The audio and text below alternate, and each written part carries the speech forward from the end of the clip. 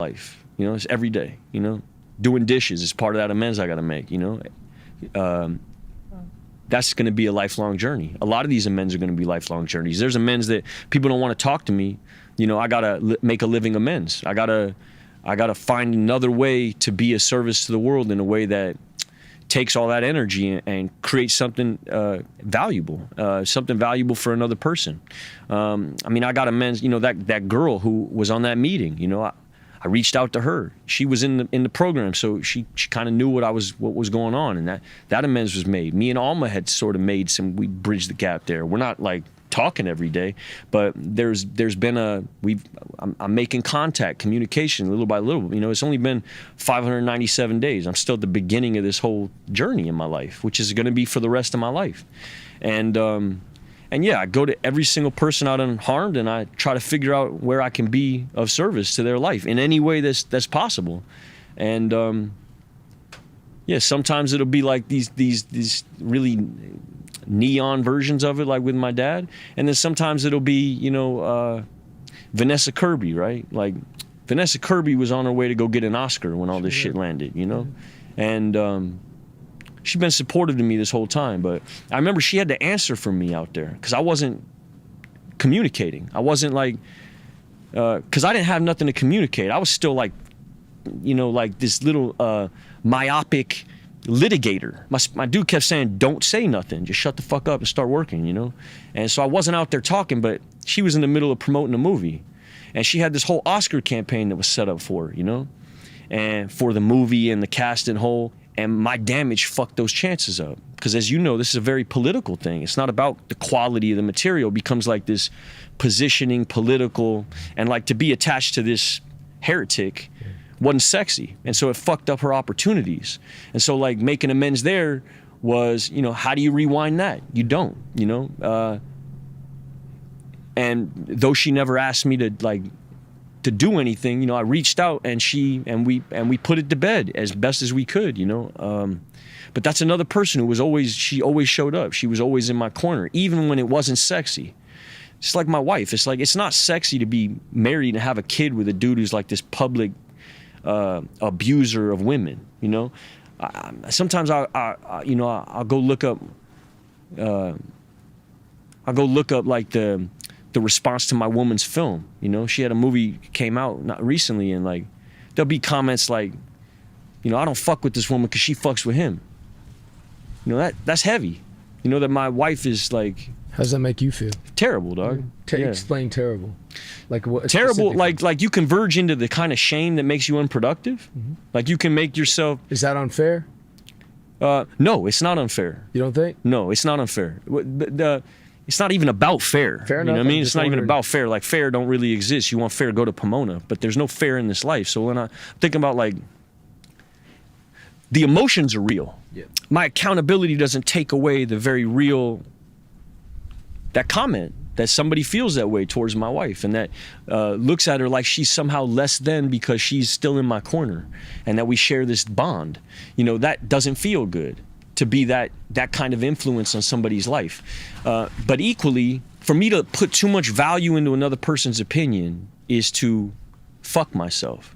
It's to fuck my marriage. It's to put me in the shame spiral that doesn't do the dishes no more. Now I'm just in like my own little haiku room, you know, just like spiraling into my little woe is me shit again. Right. And I've been there and I done that, you know. And so my job isn't to feel right. Mm-hmm. Mm-hmm. My purpose in life isn't to be happy no more. That's what my purpose used to be, which is such a shitty aim in life. Mm-hmm. My aim in life in totality, my whole purpose for existing in life was to be happy. Mm-hmm. And that's not my purpose anymore. And now? Yeah, my purpose now is to be useful. Mm-hmm. And so it doesn't make me useful to my wife to shame spiral on some shit like that. It makes me useful to my wife to show up for my wife and be stable for my wife when we take our kid to the children's hospital and she's tripping. And I happen to have a relationship with God that centers me at this point where I can be in an environment like that and be able to hold it down in that environment. So that's what my amends looks like today.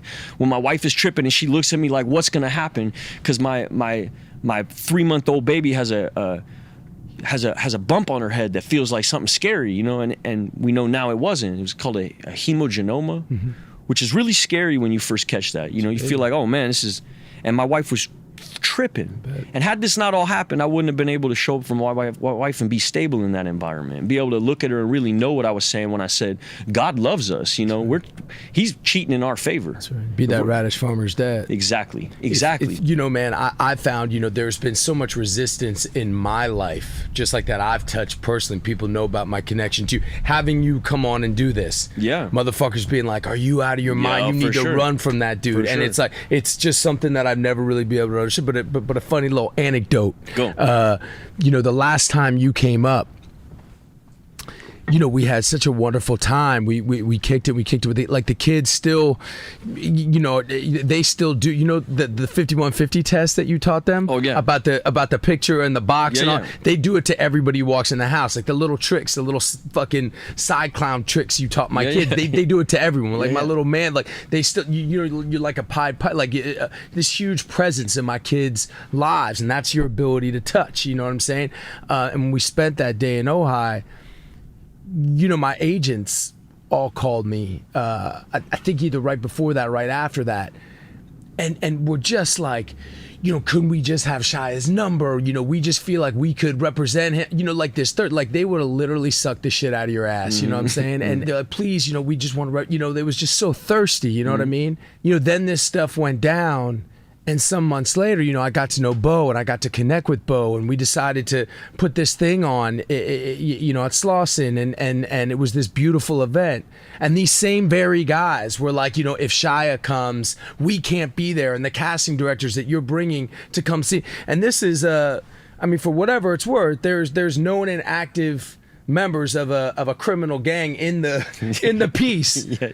But you've been accused of something, and they're no longer those people that were and to me the hypocrisy of where we're at in discourse in this country, period, but especially in this industry, it just was mind-blowing to me. And on one side, when we can have convicted murderers on this show who by the way, I mean, they've done the crime and they've done the time. Yeah. That work has been done. Yeah. But that's something that's celebrated. But then when I want to have you on this same industry that you've given so much to, in the same industry, you know, they can't touch you. And does that hurt? Can you divorce yourself? Because that's not. I don't imagine you care about what those people think. No. Right. No. So how do you decipher the not? Because I'm sure what you were saying, it really hit me, man. That you're driving down the street, people rolling down their window. Yeah. I mean, you've been public for so long, man. Yeah. And I think you've been dealing with whatever the fuck look, I know what it's like to walk in a room and everybody knows. Like, I understand that now, that everybody knows who the fuck you are. You walk into a room and it's like, do they know you for your art? Do they know you for your scandal? Does it matter? Like how do you, because that shit doesn't matter, but it does affect us. It is like you're a human being. Mm-hmm. Like, can you divorce yourself from the nonsense easily? It makes me useful. Tell me. People don't question whether I was a fuck up. My shit was neon. So like my message when I'm talking to a dude who's in a similar situation, I don't have to do all this qualifying. Right. Yo, I don't gotta like walk you through all the bang bang. Right. You know what I mean? Like you know what it was. Right. It creates an avenue to be effective in somebody's life. Mm-hmm. You know, the reason Bo is effective down there is because nobody questions him, right? It's like his shit was neon. Dude was the key holder of the Pueblos for a long period of time. So when he's moving around, youngsters don't like need him to like, I mean, I remember being in like, I was getting ready to get in, and I had no business in the middle of it, but it was quite a contentious thing running that theater program down there. And there's a whole lot of like race relations you had to deal with down there, you know? And a whole lot of like art kids from like Studio City would drive down to the hood, and like, after a while, like the neighborhood was like, man, fuck all this shit. Like, I don't want you down here, you know, unless these opportunities for people from this zip code, then get out of here. And that became quite contentious. And I remember like watching Bo go and talk down every single one of these neighbors. And it was short conversations. And it wasn't rah-rah. It was like, they knew right away they were talking to tribe. This is what I mean by like, I'm in the tribe of the fuck-ups. And I'm like a very public,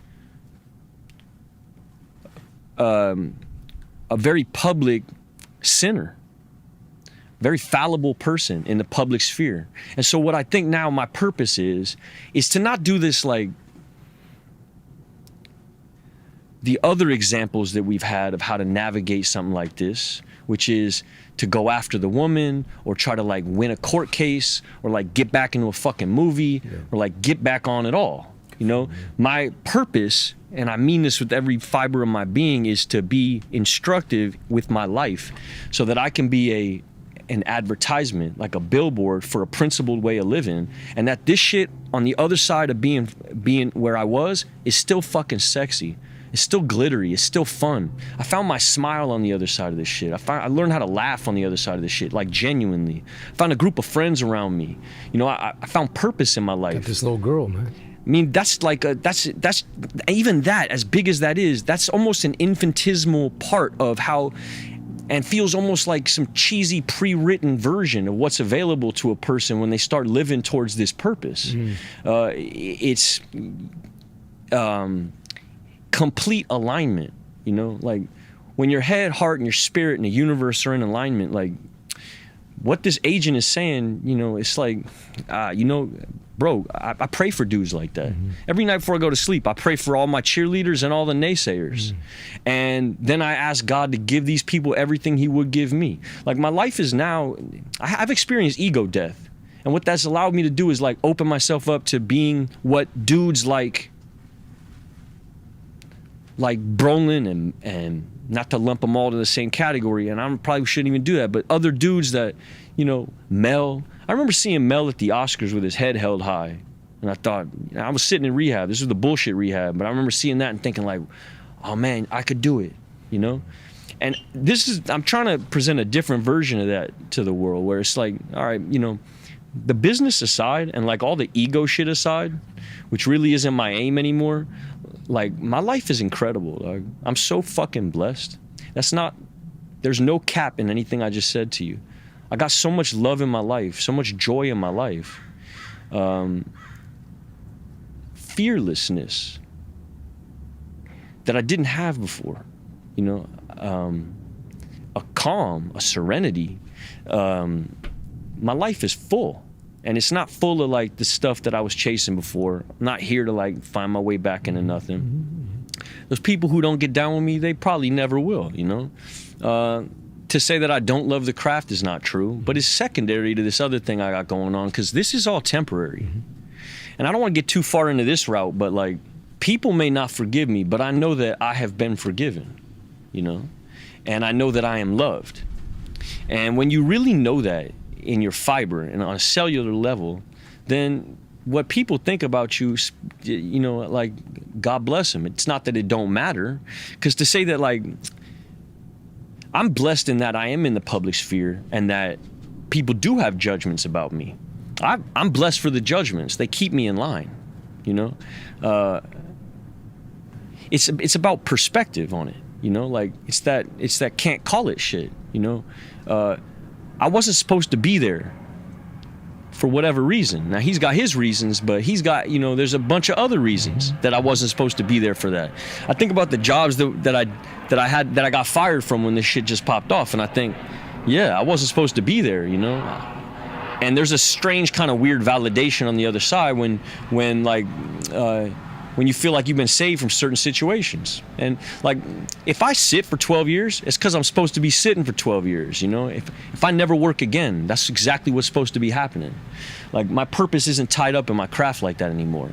And the other thing that's happened to me, because I've been blessed with opportunity since this shit happened, is when I do show up, my way of working is totally different. How so?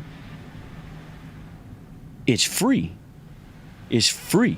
It's like, I mean, I heard people talk about this, but it's not so like controlling and nitpicking and trying to figure out what I got in my pockets and how I'm gonna sit and let me do it this way, and like there's a perfect take and a fuck take and like, you know, it's not that anymore. It really becomes like this, like a jazz routine with me and the universe. You know, I pray before I do shit. I be looking at my coworkers like, bro, I love you. You know, I guess like the motivator isn't. It's a different propulsion system. And so, yeah, so even that has changed in my life. And I never thought I was going to work again. And the fact that the job that I got to come back put me into the church in a real way, not in a way that I had done it previously, in a very real way, felt almost bigger than the job. Wow. It still feels bigger than the job. Yeah. And so I have a very defined version of God in my life. It's very defined, and I needed it defined. Now, that may not be for everybody, and that's cool. You know, you call it what you want. At the end of the day, what it really is it's just love. You know, every great Abrahamic text talks about the same shit. Like, God is love. And so I didn't know what love was. I didn't know what that actually meant. And what it is it's selfless service for your fellows. That's what love is. And so I never had really done any of that. I had never been a part of any of that. And so even Slauson, even the theater school was ego. It was straight up ego. Watch me bring art to the hood. And you know, looking back on it, I could navigate a little bit better because of my upbringing, and I didn't look like such a fucking square walking in because I knew who to go to and how to move and da-da-da. But at the end of the day, it's the same shit.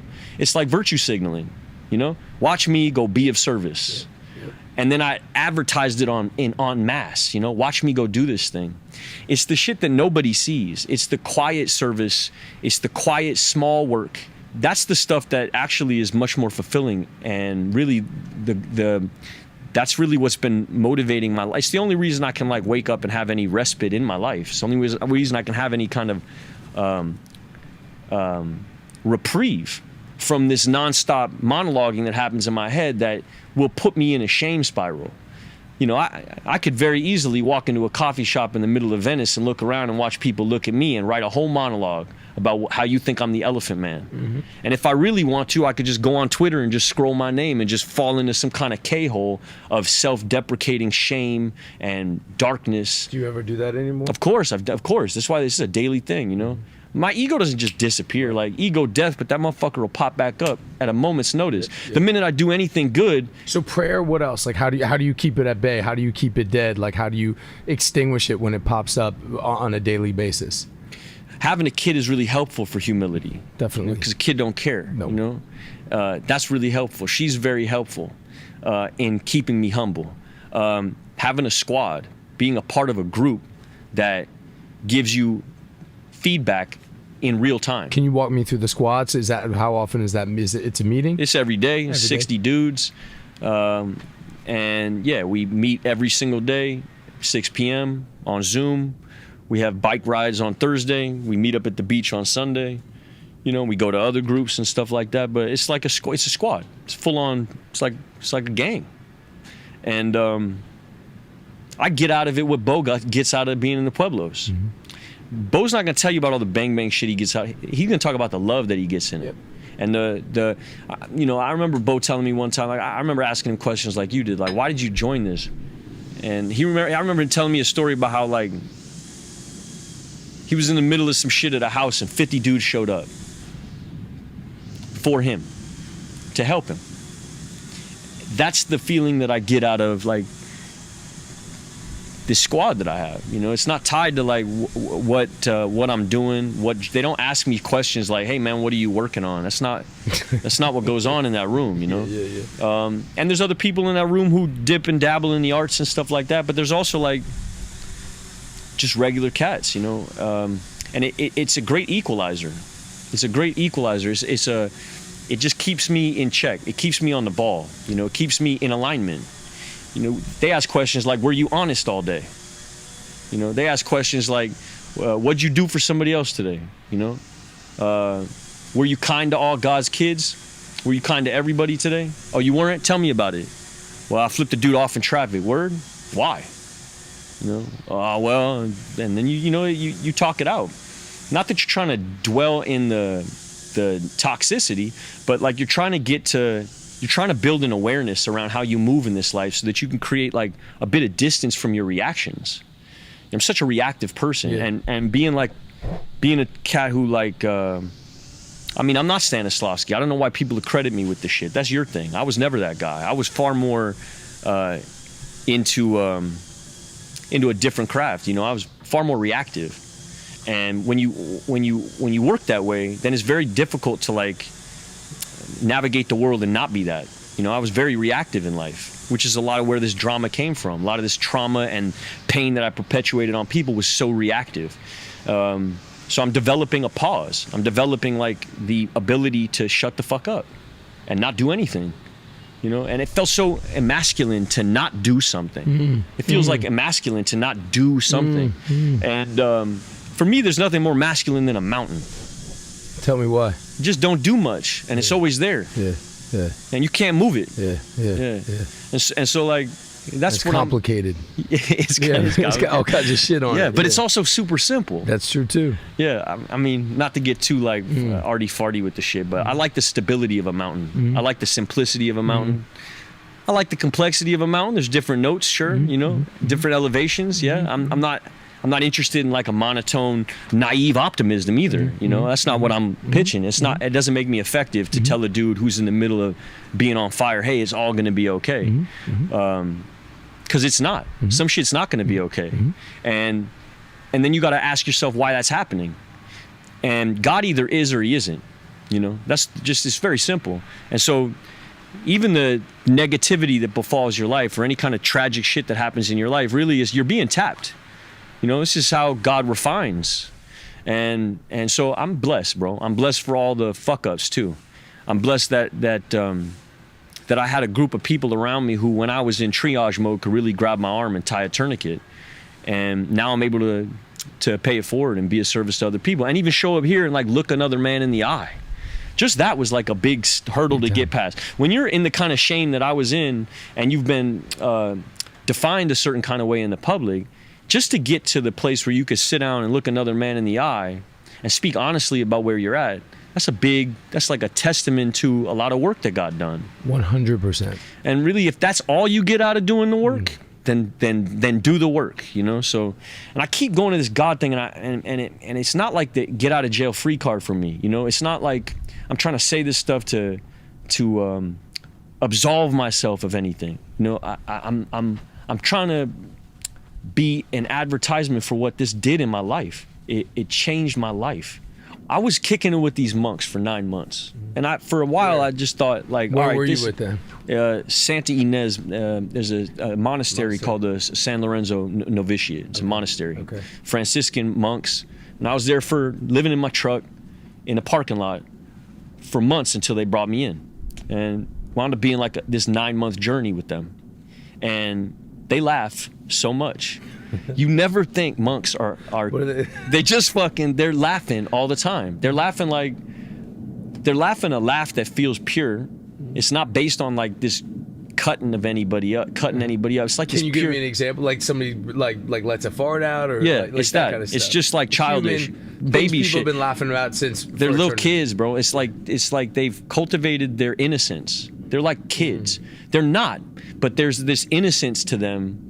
When they don't have to they've taken permanent vows of chastity, obedience, and poverty. And when you cut that shit out of your life, it leaves you with a very specific palette with which to paint. ¿Pagarías dinero por dormir en el sofá de un extraño? Esta es justo la propuesta de negocio que tenían Brian Chesky y Joe Jebbia, desempleados y con una gran necesidad de generar ingresos. Lanzaron una propuesta de un espacio para dormir en casa de otras personas, con desayuno. Y así nació Airbnb, valorada en $100.000 millones cuando salió a bolsa. Airbnb es lo que se llama un negocio disruptivo. Antes de llegar al Circo del Sol, el negocio tradicional del circo estaba en su punto más bajo a nivel de clientes. En vez de elefantes y el típico payaso, el Circo del Sol creó un nuevo concepto combinando teatro, circo y performance. Un espacio único en el mercado sin competencia alguna. En 1976, Chaleo Jovilla introdujo una bebida llamada Creating Den en Tailandia. Era popular entre los camioneros y trabajadores tailandeses. La tomaban cuando les hacía falta un poco de energía.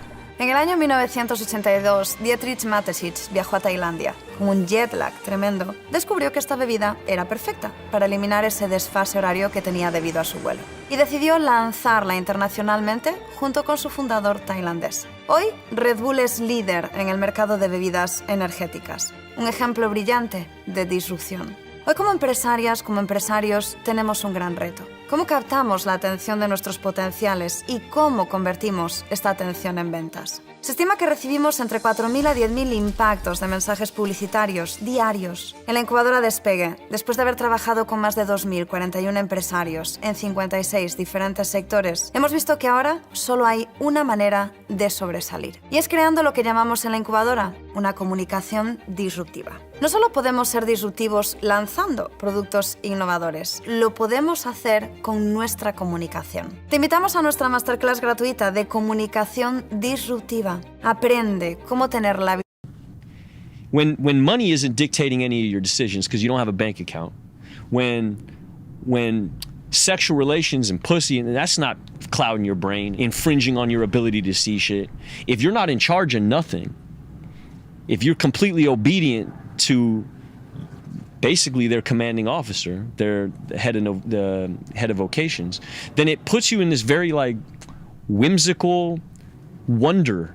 There's a lot of wonder. Yeah. It's like they're in awe all the time, not like in a naive way. You never seen people have more fun at a barbecue kind of way.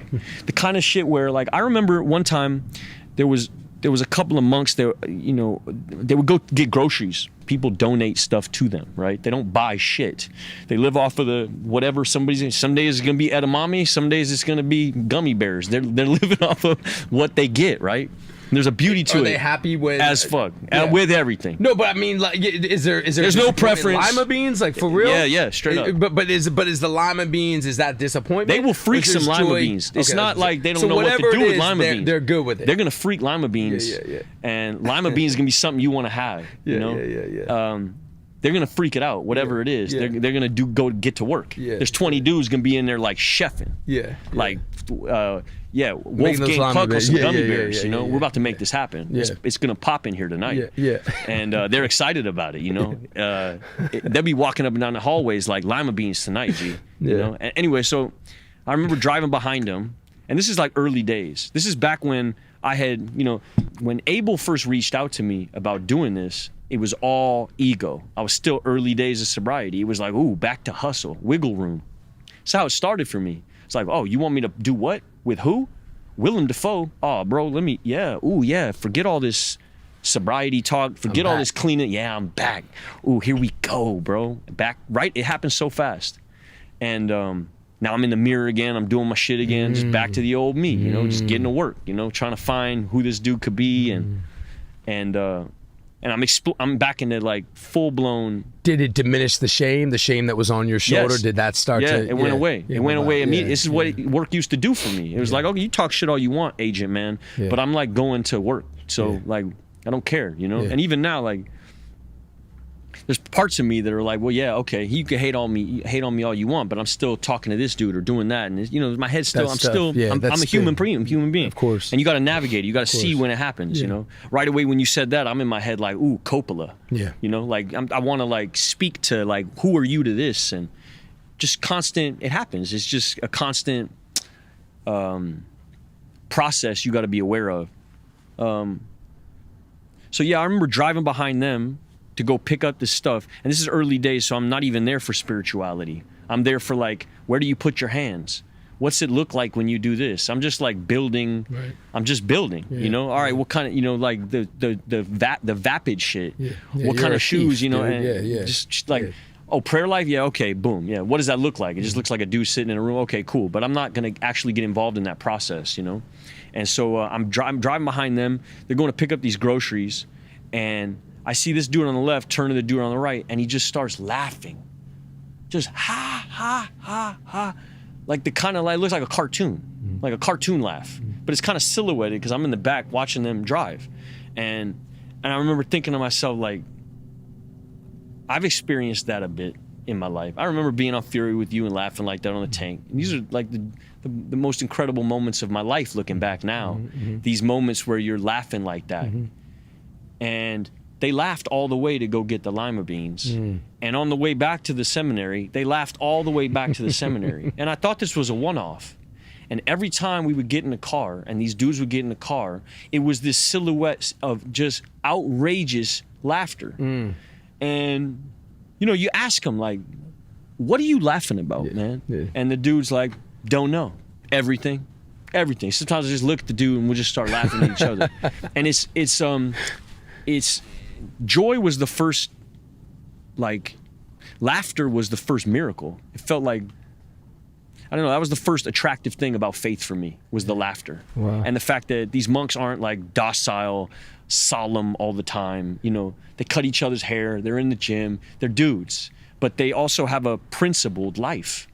And that became very attractive to me at a certain point. I've always been attracted to guys like Kevin Vance.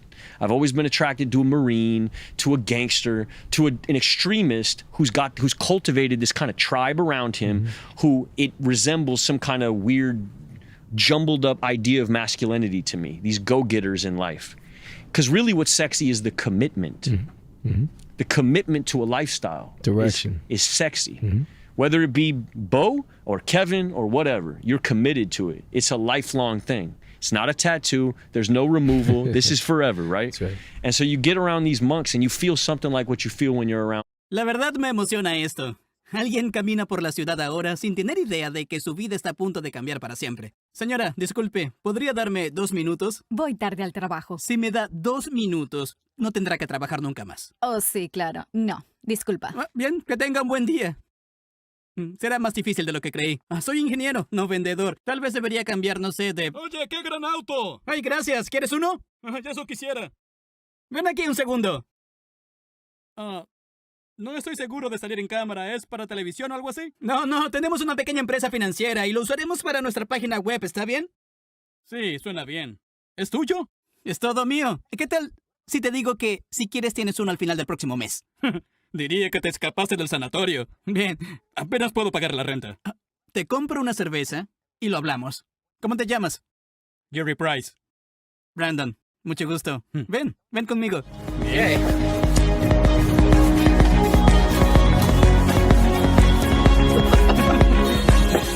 Kevin, you feel something like what you feel when you're around Bo. It's sexy. It's super appealing. You're a part of a group, and they're knee deep in it. They are in love with what they got going on, and the Hollywood shit is secondary. I remember telling them what was going on for me in my life when I was there, and they were the first guys to say things to me that sounded like there was a route towards something salvific for me. Like it happened. Like this stuff also happened to a man named Saint Augustine. And they started breaking down Augustine to me and who he was, and started explaining to me who St. Francis was. And you come to find that most of these stories of saints in the faith were fuck-ups, full-blown fuck-ups. They weren't perfect people who did perfect shit their whole lives and then wound up. Requirement. Touched by God from the beginning, poop and gold, like yeah. It wasn't that way. Yeah. The requirement for their sainthood was the fuck-up. That they've been there. They had to have experienced real negative shit in their life to be able to have this other thing, this salvation, this hero's journey. They're explaining saints to me, it's like the hero's path, you know? And I'm a writer, I'm in my head, you know, what is my hero's journey? I'm always asking myself, well, what? And I always thought it was gonna be through the craft. That my hero's journey was kid from the bottom, came to Hollywood with no fucking training, and now I'm like, you know, working with these people and this, and I'm doing that. And that was my hero's journey, and it was so curt. It was so blunt and lazy. And it wasn't like this other thing that's available. And so you get around these dudes and you hear about their path and how these guys got there, and you start meeting dudes who, like professional tennis players, you know, got lost on steroids, you know, drugged up, got completely wayward, and then decided to enter the order. And so these are dudes who know something about competitive sports. They know about like ego in the way that I do. The only people I've ever been able to feel like I'm close to in terms of the way that I deal with my craft is athletes. It's sports figures. And you find that a lot of sports figures are deeply insecure people because it's all because it's a meritocracy, and that's what irregardless of if this is how the business works now, the way I view the business is, it is a meritocracy. You know, you get respect based on what you can do and how hard you work. And sports is like that. And that's a shitty way to live, because everything that comes to you is based on you and what you do. And if everything in your life surrounds you and is centered on you, you become a fucking a vapid, self-interested, selfish, self-centered human being. How could you not? The world is happening in front of you. The default setting already is that you're completely self-absorbed. Right. But then when you're involved in a meritocracy, like working for commission, basically, then it's all about your efforts. Your efforts dictate how your life is going to go. And then there's no room to have faith. The guys that couldn't make the team, are you worthless because you didn't make the team? Not at all. Do you have a purpose out there? Are you important? See, but that not at all is not a given. It's not a given. Understood. Yeah. Understood. And well, I think it is probably was and is extraordinarily difficult for you. Yeah, who's been doing this for so fucking long. That was it. Yeah, man. I had no value once they took the job from me. There was no value in me as a human without this craft. I didn't have any reason to be alive. My whole life. And you were super untrusting of friendship, bro. Like you never, you know what I mean? Like true. That's what, like before I even met you, man, I was like, I'm gonna show that motherfucker what it's like to have a friend. It's like true. I'm gonna be his friend. And it was always, it was always a resistance. Which made me untrusting of love, which made me untrust of love in every version and capacity of it. And so my relationship with my wife, all the friends that I'd had in my life, they were always like less than they could be. And even with guys like Bo, when Bo kept in contact with me through all this, and other people as well. But it was guys like that who had messages of depth and weight, who could really speak to the fact that like you'd been lower. That's right. Bo had been lower than me. Bo was sitting down for a long time. Now, I'm not in prison for a bunch of different reasons that have to do with politics and reality of race relations in America. And if this shit had happened to a white woman and I was a black man, this would be a different story. We wouldn't be talking in the same kind of thing. I'm fully aware of the kind of privilege with which I move through the world. Right.